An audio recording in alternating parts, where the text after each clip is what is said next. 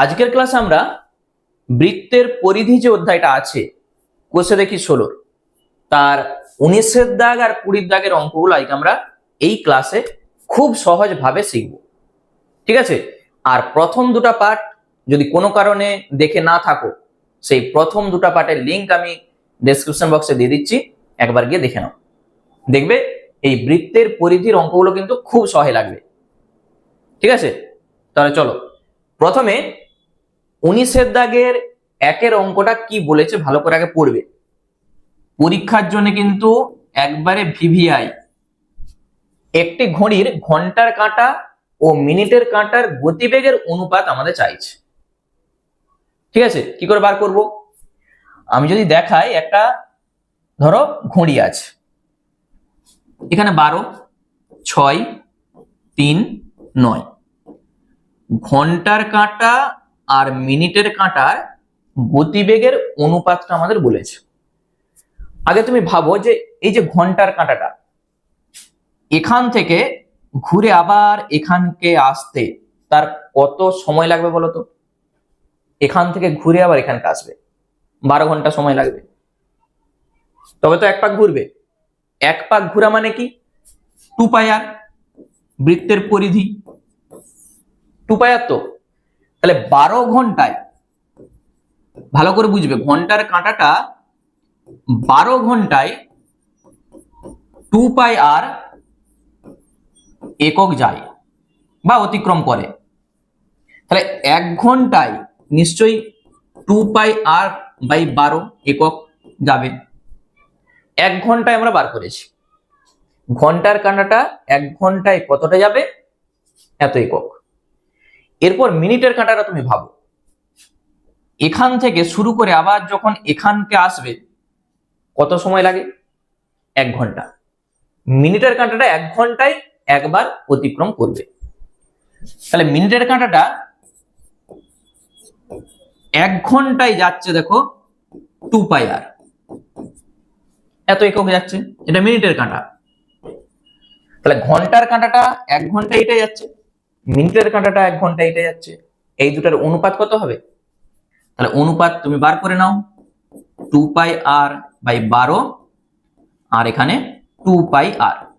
দেখো নিচে কিছু নাই মানেই তোমাকে ধরতে হবে 1 আছে। 2πr তুলে দাও, তাহলে 1/12 এখানে আছে 1/1 মানে 1। যখন এরকম ভগ্নাংশ থাকে কি করতে হয়? নিচে যেটা থাকে তার লসাগু করে গুণ করতে হয়। এই যে 12 আছে, তাহলে সবকে 12 দিয়ে গুণ করে দাও। 1/12 যদি 12 দিয়ে গুণ করো, কেটে যে 1 থাকবে, আর 1 কে যদি 12 দিয়ে গুণ করো 12 থাকবে। তাহলে উত্তর কত হবে? এই যে এটা, 4টা অপশনের মধ্যে অপশন এ হয়ে যাবে অ্যান্সার। বুঝা গেল? যখন গতিবেগ বার করতে বলবে সবসময় 1 ঘন্টায় আগে বার করবে যে কতটা যায়, সেটাই হচ্ছে গতিবেগ। ঘন্টার কাঁটাটা 1 ঘন্টায় যাচ্ছে এত একক, আর মিনিটের কাঁটাটা 1 ঘন্টায় যাচ্ছে এত একক, শুধু এই দুটার অনুপাত, তাহলে অ্যান্সার। চলো নেক্সট 19 দাগের 2 এর অঙ্কটা। একটি বৃত্তাকার পার্ক সম্পূর্ণ একবার পরিক্রমা করতে সমান πx/100 মিনিট সময় লাগে। পার্কটি সোজাসুজি ব্যাস বরাবর অতিক্রম করতে সমান সময় লাগবে কত মিনিট? সমান একটা বৃত্তাকার পার্ক ধরো এখানে দাঁড়িয়ে আছে, এখান থেকে ঘুরে ঘুরে আবার এখানকে আসছে, মানে কি? এটা হচ্ছে পরিধি। তো এই যে ধার বরাবর যখন ঘুরবে মানে কি? পরিধি। পরিধি মানে আমরা জানি 2πr। ঠিক আছে, তাহলে এই 2πr যেতে তার সময় লাগছে এত মিনিট। 2πr একক, 2πr একক যায় πx/100 মিনিটে। কি চাইছে? ব্যাস বরাবর যেতে তার কত সময় লাগবে। তাহলে 1 একক আগে বার করে নাও, πx/100, আর নিচে যে এটা বসে যাবে 2πr। ব্যাস মানে কি? 2r। তো তাহলে 2r একক যাবে, এটা যা আছে আগে রেখে দাও, 2πr গুণিত 2r। ব্যাস, কাটাকুটি করলেই অ্যান্সার। দেখো 2 2 আর আর এই পায়ের সঙ্গে এই যে পাই কেটে যাচ্ছে, থাকছে কত x/100। তাহলে এরপর চারটা অপশনের মধ্যে দেখো কোথায় আছে, অপশন বি হবে অ্যান্সার। কি আছে বলো অঙ্কগুলো? 2πr একক যায় এত মিনিটে, একে কত, ব্যাস মানে কি 2r, হয় কত, তাহলেই অ্যান্সার। চলো নেক্সট, 3 দাগ। একটি বৃত্ত একটি বর্গক্ষেত্রে অন্তর্লিখিত। অন্তর্লিখিত মানে কি, তার ভিতরে আছে। বর্গক্ষেত্রের বাহুর দৈর্ঘ্য 10 সেমি হলে বৃত্তের ব্যাসের দৈর্ঘ্য কত হবে? ভালো করে বুঝবে। একটা আমি যদি বর্গক্ষেত্র অঙ্কন করি, একটা বর্গক্ষেত্র, এটা হচ্ছে একটা বর্গক্ষেত্র, এইটার ভিতরে একটা বৃত্ত আছে, এইটার ভিতরে একটা বৃত্ত আছে। দেখো ছবিটাই হচ্ছে এখানে মূল জিনিস, ছবিটা ভালো করে বুঝবে। ঠিক এই হচ্ছে আমাদের ছবি। একটি বৃত্ত একটি বর্গক্ষেত্রে অন্তর্লিখিত, ঠিক আছে। বর্গক্ষেত্রে বাহুর দৈর্ঘ্য 10 সেমি। বর্গক্ষেত্রের আমরা কি জানি যে প্রত্যেকটা বাহুর দৈর্ঘ্য সমান হয়, সব 10 করে। বৃত্তের ব্যাসের দৈর্ঘ্য কত হবে? আমি যদি ব্যাস অঙ্কন করি, দেখো ব্যাস মানে কি, এইটা বৃত্তের ব্যাস, এখানে কেন্দ্রটা আছে। এই ব্যাস আর দেখো বর্গক্ষেত্রের বাহু দুটাই কিন্তু সমান। এই যে লাইনটা আর এই লাইনটা দুটাই তো সমান, তাহলে ব্যাস কত হবে? 10 সেমি হবে। বাহুর দৈর্ঘ্য 10 মানে কি, ব্যাসটাও 10। ছবি দেখেই দেখো অ্যান্সার, উত্তর হবে অপশন এ। হয়ে গেল 3 দাগ। 4 দাগেরটা ঠিক উল্টাটা। একটি বৃত্ত একটি বর্গক্ষেত্রে পরিলিখিত। তাহলে প্রথমে আগে আমরা বৃত্তটা অঙ্কন করছি, ঠিক আছে। বর্গক্ষেত্রটা এইটা ঠিক ভিতরে হবে, ঠিক ভিতরে এরকম ধরনের ছবিটা আসবে। বুঝা গেল? একটি বৃত্ত একটি বর্গক্ষেত্রে পরিলিখিত মানে বাইরে আছে বৃত্তটা। বর্গক্ষেত্রের বাহুর দৈর্ঘ্য 5 সেমি, তাহলে বৃত্তের ব্যাসের দৈর্ঘ্যটা চাইছে। এখানটা ভালো করে তোমাকে ছবিটা আগে বুঝতে হবে। দেখো বর্গক্ষেত্রের যেটা কর্ণ, বর্গক্ষেত্রের যেটা কর্ণ সেইটা দেখো বৃত্তটার ব্যাস, এখানে কেন্দ্রটা আছে, বৃত্তটা দেখো ব্যাস, বর্গক্ষেত্রটার কর্ণ।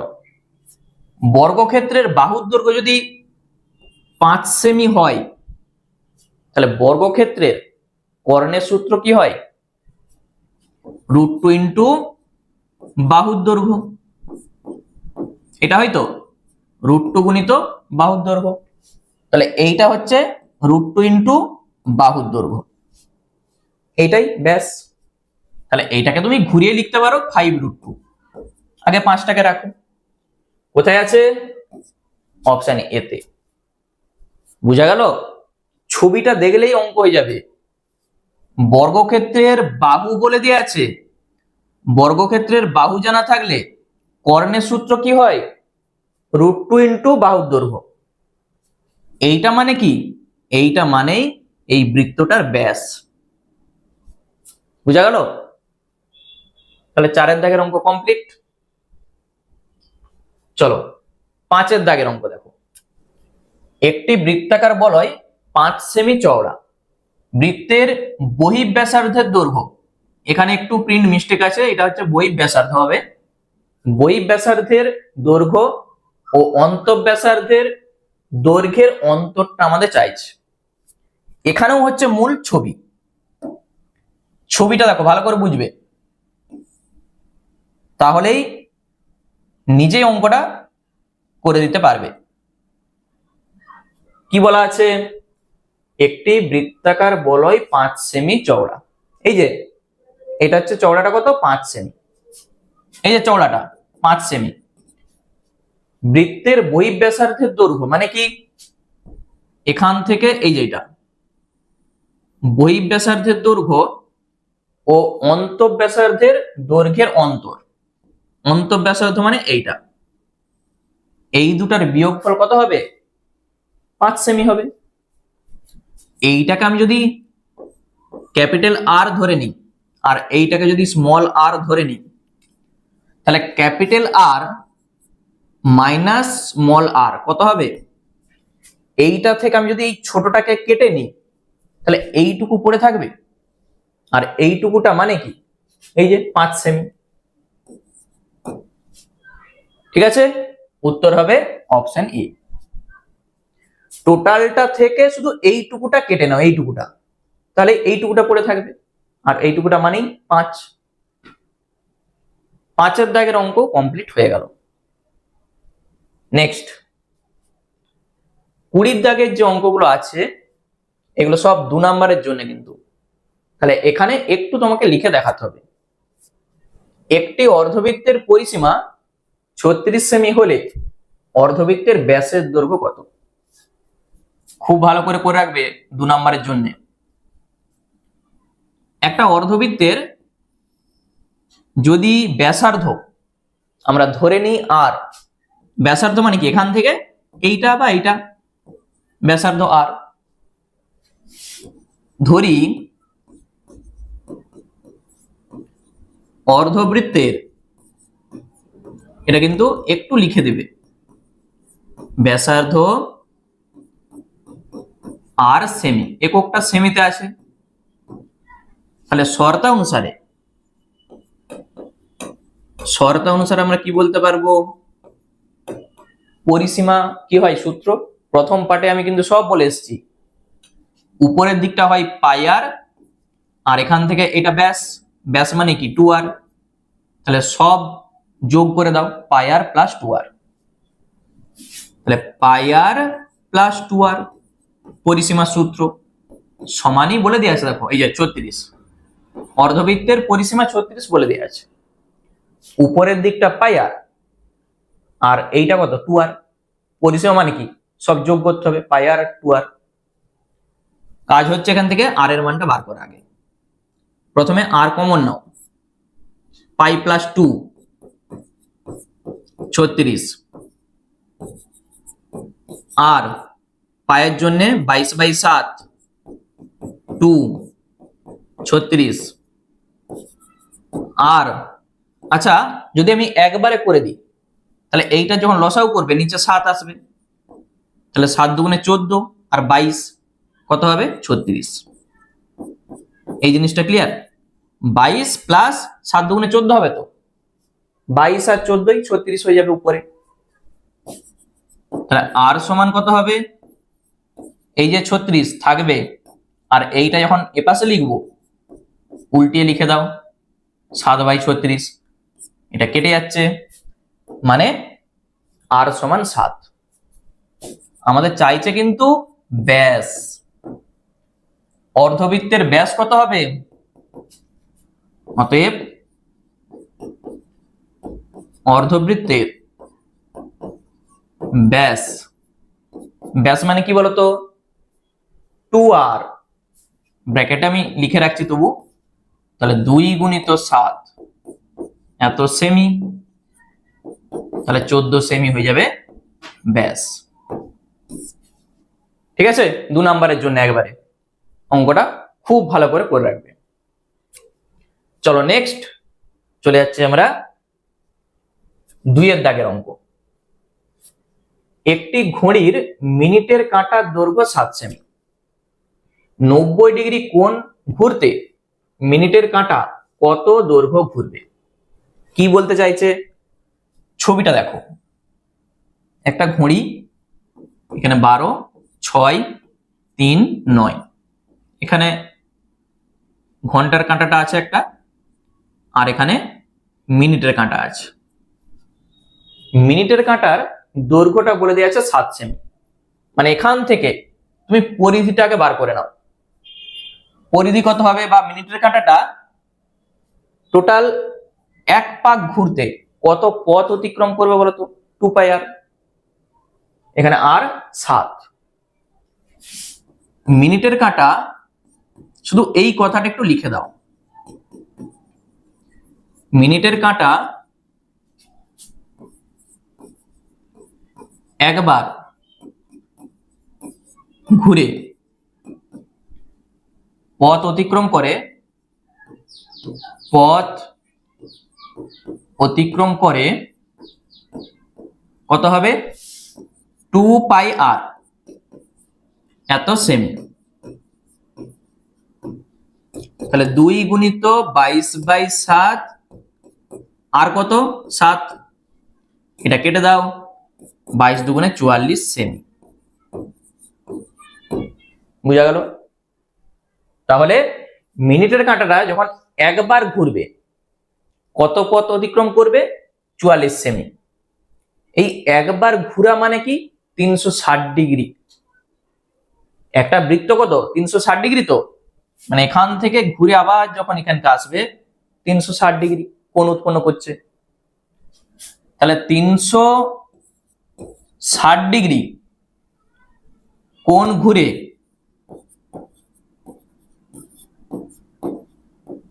পথ যায় 44 সেমি। এই জিনিসটা ক্লিয়ার?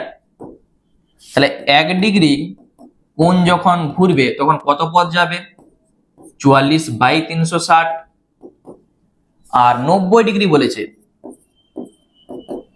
তাহলে কত হবে গুণিত করে দাও, 360 গুণিত 90, 0 0 9 4 36, 4 11 44, উত্তর কত হবে 11 সেমি। কি আছে বল অঙ্কটাই? এখানে দেখো 90 ডিগ্রি কোণ ঘুরতে মিনিটের কাঁটাটা কতটা দৈর্ঘ্য যাবে, মানে কি এইটুকু জিনিস ভালো করে তোমাকে বুঝতে হবে যে এখানে 90 ডিগ্রি বলেছে, মানে আমাকে ডিগ্রিতে আনতে হবে। মিনিটের কাঁটাটা এখান থেকে এখান ঘুরা মানে কি 360 ডিগ্রি, তাহলে 360 ডিগ্রি ঘুরছে 2πr দূরত্ব যাচ্ছে যখন ঘুরছে। তাহলে 2πr মানে কত, এখানে আর 7 বসিয়ে দাও, মানে 44 সেমি। 360 ডিগ্রি কোণ ঘুরা মানে মিনিটের কাঁটাটা 44 সেমি যাচ্ছে, 2πr মানে 44 সেমি। তাহলে 360 ডিগ্রি ঘুরে যদি 44 সেমি যায়, একে কত 90 ডিগ্রিতে কত, তাহলেই অ্যান্সার। বুঝা গেল? এই হচ্ছে অঙ্ক।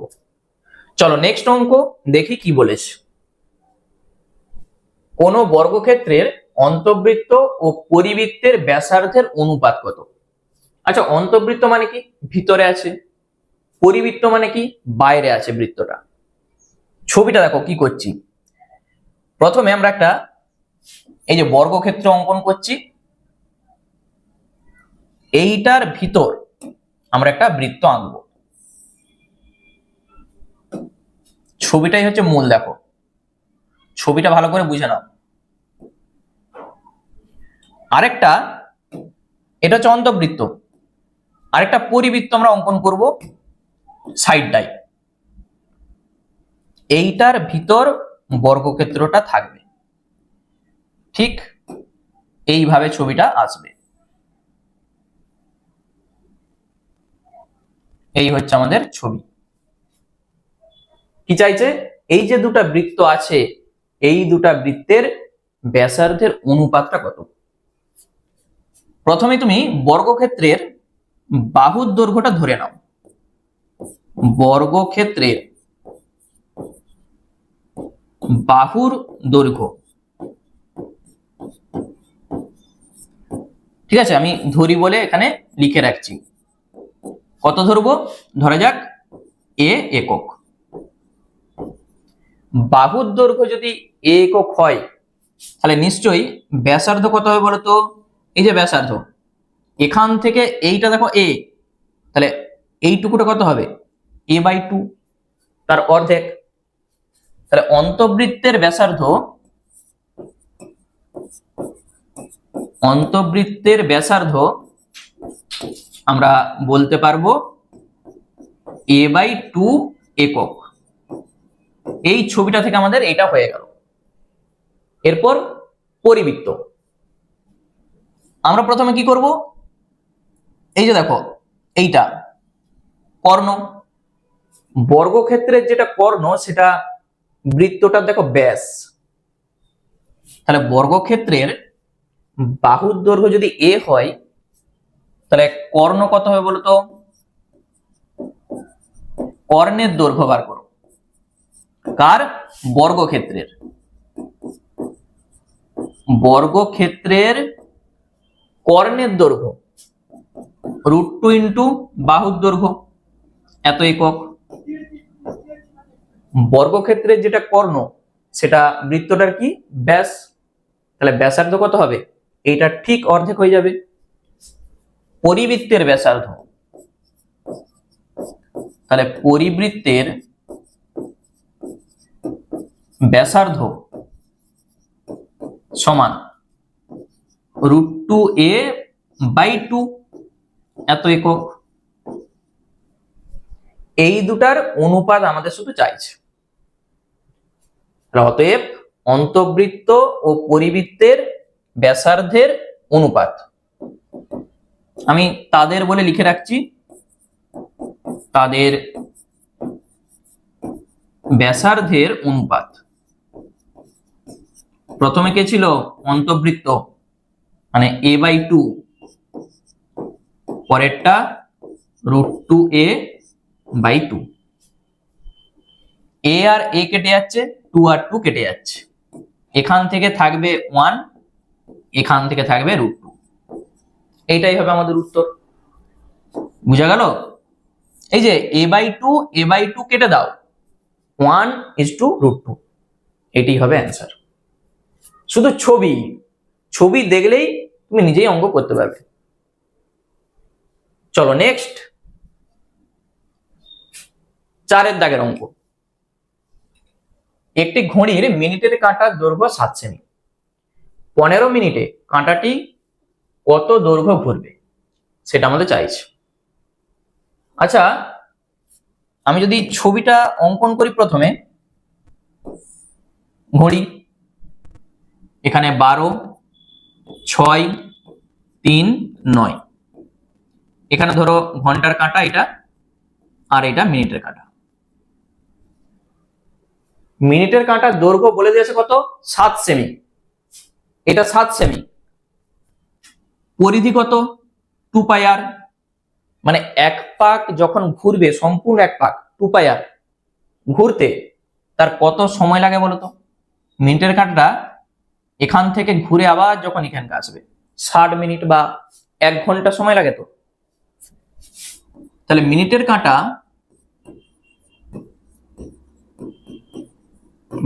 কাঁটা একবার বা এক পাক তুমি লিখতে পারো, একবার ঘুরে পথ যায় 2πr, এককটা দেখো সেমিতে আছে, এত সেমি। তাহলে এখান থেকে এটা আমি কত বলতে পারবো? পায়ের জন্য 22/7, আর এর জন্য 7, কেটে দাও, 22 আর 2 গুণ করো 44। এটা কিন্তু আমরা আগেও করে এসেছি। 60 মিনিটে যায় 44 সেমি, 15 মিনিটে কতটা যাবে? এই তো অঙ্ক। 60 মিনিটে যায় 44 সেমি, তাহলে 1 মিনিটে যায় 44/60, ওখানে বলেছে দেখো 15 মিনিট, তাহলে 15 মিনিটে কতটা যাবে? 44/60 গুণিত 15, কত হবে? 4×15=60, আর এখানে 4×11=44। আগেরটাও দেখো উত্তর বেরিয়েছিল 11, এখানেও 11, তাহলে উত্তর হবে কত? 11 সেমি। বলো, এই হচ্ছে আমাদের অঙ্ক। আরেকবার অঙ্কটা আমি বলে দিই। মিনিটের কাঁটার দৈর্ঘ্যটা বলে দিয়েছে 7 সেমি, তাহলে পরিধি আগে বার করে নাও। এইটাকে তোমাকে ব্যাসার্ধ ধরতে হবে, ব্যাসার্ধ। যখন কাঁটার দৈর্ঘ্য বলবে সেটাকে তুমি ব্যাসার্ধ ধরবে। তাহলে 2πr, আর এর জায়গায় 7 বসিয়ে দাও, মানে 44 সেমি। তাহলে এক পাক ঘোরা মানে 2πr দূরত্ব অতিক্রম করা। তাহলে 1 পাক ঘুরতে তার কত সময় লাগে বলতো? 60 মিনিট বা 1 ঘন্টায় সে 1 পাক ঘুরে। 60 মিনিটে ঘুরে বা 60 মিনিটে যায় 2πr সেমি, মানেই 44 সেমি। একে কত, 15 কত, ব্যাস অঙ্ক কমপ্লিট। চলো আজকের ক্লাসের শেষ অঙ্কটা দেখে নিই। আরেকটা কথা, তোমরা যারা এখনো এসএম ম্যাথমেটিক্স অ্যাপসটা ইনস্টল করোনি, প্লে স্টোর থেকে এসএম ম্যাথমেটিক্স অ্যাপসটা ইনস্টল করার পর প্রথমে আগে রেজিস্টার করবে। ওখানে দেখবে প্রচুর মক টেস্ট দেওয়া আছে সম্পূর্ণ ফ্রিতে। মক টেস্টগুলো ভালো করে প্র্যাকটিস করো এবং PYQ বলে একটা দেখবে সেকশন আছে। ওখানে কি পাবে? ওখানে প্রিভিয়াস ইয়ারের যে কোশ্চেনগুলো আছে সেগুলো ওখানে তুমি পেয়ে যাবে। ঠিক আছে, ওখান থেকে প্র্যাকটিস করো এবং মক টেস্টগুলো বেশি বেশি করে দাও। তাহলে কি হবে? পরীক্ষার জন্য অনেক হেল্প হবে। আর যদি কোনো অসুবিধা হয় বা বুঝতে কোনো অসুবিধা হয়, ওখানেই হোয়াটসঅ্যাপ নম্বর আছে, তোমরা ওখান থেকে কন্ট্যাক্ট করবে, সমস্ত কিছু গাইড করে দেওয়া হবে। ঠিক আছে, চলো শেষ অঙ্কটা দেখে নাও কি বলেছে। একটি বৃত্তের ব্যাসের দৈর্ঘ্য এবং একটি বর্গক্ষেত্রের বাহুর দৈর্ঘ্য সমান হলে তাদের পরিসীমার অনুপাত কত? একটা বৃত্তের ব্যাসের দৈর্ঘ্য, আমি ছবিটা আঁকি। একটা বৃত্ত আর একটা বর্গক্ষেত্র, ঠিক আছে। বলছে বৃত্তটার ব্যাসের দৈর্ঘ্য, ব্যাস মানে এইটা ব্যাস 2r, ব্যাসার্ধ যদি r হয় তাহলে ব্যাস 2r, দৈর্ঘ্য এবং একটি বর্গক্ষেত্রে বাহুর দৈর্ঘ্য সমান। তাহলে এটা যদি 2r হয়, বাহুর দৈর্ঘ্য কত হবে? সেটাও 2r হবে। পরিসীমার অনুপাত চাইছে, ঠিক আছে। তাহলে প্রথমে তুমি এখানে ধরে নাও, ধরি বৃত্তের ব্যাসার্ধ সমান r একক, অতএব ব্যাস সমান কত হবে? 2r একক। তাহলে এটার পরিধি কত হবে? পরিধি, ব্যাসার্ধ যদি r হয় তাহলে পরিধি আমরা জানি কি? 2πr, এটা তো জানি সূত্র। এইটার পরিধি 2πr, এইটার পরিসীমা কত হবে বলো? এবং